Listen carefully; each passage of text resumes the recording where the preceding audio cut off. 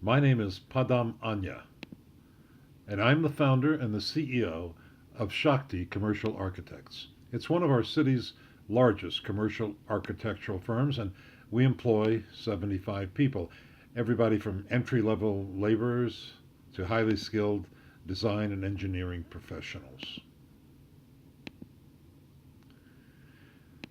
I'd like you to meet someone. This is Brad. Brad Winters. He's one of our most dynamic and highly compensated members of our team. As a senior project manager, Brad earned $245,000 in salary, bonuses, and ancillary benefits last year. He was worth every penny, brought in a lot of business for us. Last month, Brad was seriously injured. He survived, but it was going to be a long recovery. Yeah, honey, doctors say I'm going to be off work for 6 months at least. Oh, don't worry about that. Padam told me we've all got long term disability insurance. It's part of our benefit package. Yeah, it should cover most of my income while I'm laid up. But Brad was in for a shock, and so was I. The fine print of the long term disability group insurance policy that I had purchased had a cap of $5,000 per month on disability benefits for all of our employees. I felt very bad. I didn't realize that. I, uh, I should have. How could this have happened? I asked myself. I thought back to when I set up our group insurance plan. The agent who sold us the benefit package, he said, "This benefit package, it'll provide your people with everything that they need, Mr. Anya. It has health insurance, major medical, dental, optical, 401k retirement plan. And oh, yeah, long term disability, you're all set." I guess that long term disability was kind of an afterthought. Well, the word soon spread around Shakti that Brad was not being well taken care of. It was really bad for morale, especially among my key people. I decided to study the policy, and I discovered that the people who I relied upon the most to run my company were receiving the worst of the disability coverage. This was nuts. I couldn't believe it. For example, this is Jonas. He was hired last month to work on the site supervision crew. He makes $14.75 an hour. This is Michael Booth. He's our chief financial officer. He made $215,000 last year. But look at this. In case Jonas is disabled, he will receive 80% of his wages in disability benefits. Whereas Mike, if he's disabled, he's going to get 26% of his base salary only and 0% of bonuses and other compensation. Something is wrong. Something was very wrong. I needed to make a change, and I started asking around. Mike told me he knew a sharp agent with Creative Financial, so I contacted him. Pete introduced me to something called GSI. That stands for Guaranteed Standard Issue. Well, I didn't know what that was, but I decided I'd better start doing my homework. So I learned. I learned a lot about it. So, first of all, what is GSI? Well, it's a strategy. It enables companies of all sizes to offer adequate protection to its most highly valued employees. It has a lot of features. Here are some of them. The premiums are deeply discounted from what you'd pay on an individual policy, whether they are being paid by the employer, by the employee, or by both. It does not require that participants undergo full medical underwriting or even a physical. There's no financial documentation required, no tax returns to look at, other than an employer's census. Now, coverage could be denied to certain employees based on answers to gatekeeper questions such as have you missed a lot of work due to illness recently, things like that. But the policy itself, each policy is individually owned by the employee and it's fully portable. An employee can take it along to the next job at the guaranteed discounted premium rates. So that's a real plus. There's more. The rates are identical for men or for women. The benefits cannot be offset or reduced by income from other sources. Long-term disability plans, most of them have that. If you have passive income coming in while you're off sick, that will reduce your disability payments. Not so with GSI.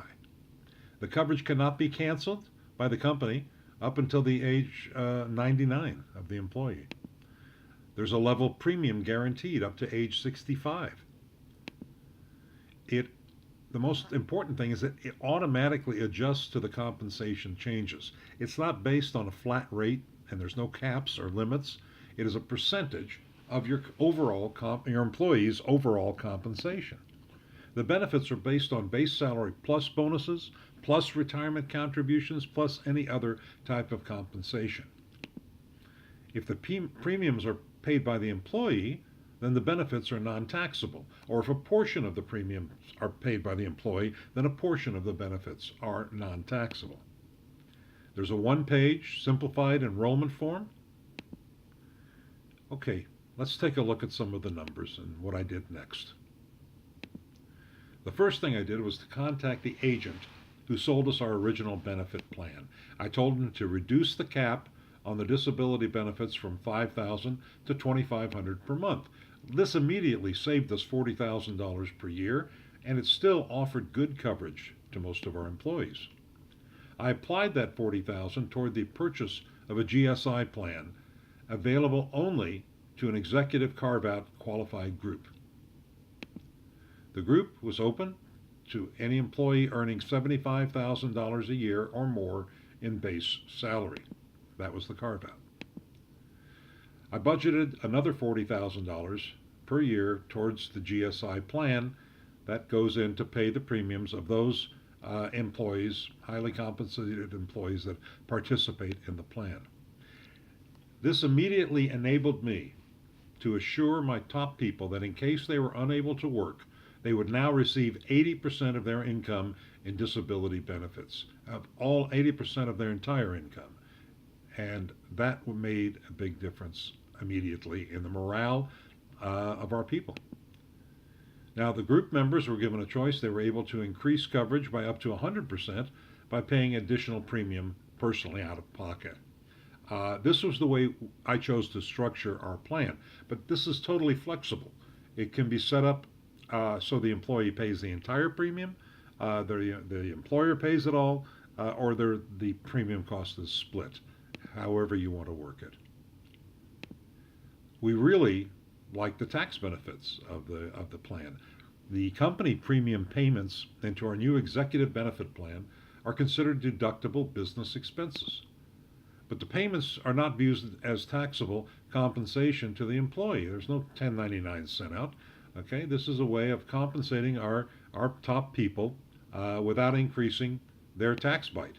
It allows us to compensate them in a way that reduces our taxes without increasing their taxes. So that's a win-win. I learned a lot of things through this experience, and here is the most important things I learned. Employees value disability insurance highly, much more highly than even life insurance. It's very important to them. And failure to adequately provide for the emergency needs of the people who your organization depend upon is financial suicide. And plus, there's this. If your GSI plan is entirely employee funded, it will cost you nothing. And your top people will enjoy the protection at a deeply discounted cost, plus they will enjoy all the other benefits that I was talking about.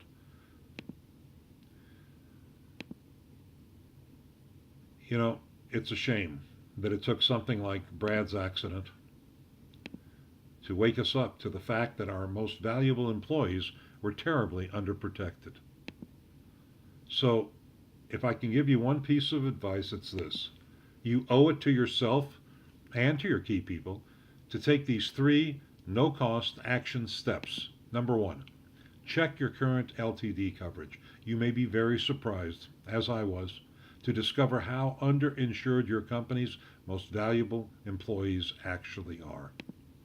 Number two, talk to your top management people. Explain exactly what they will receive if they cannot work under the current plan.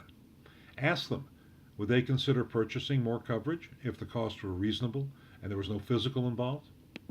Number three, contact a creative financial representative and find out what the premium costs are likely to be and get all your other questions answered. That's it. Thank you for your attention and thank you for giving this your consideration.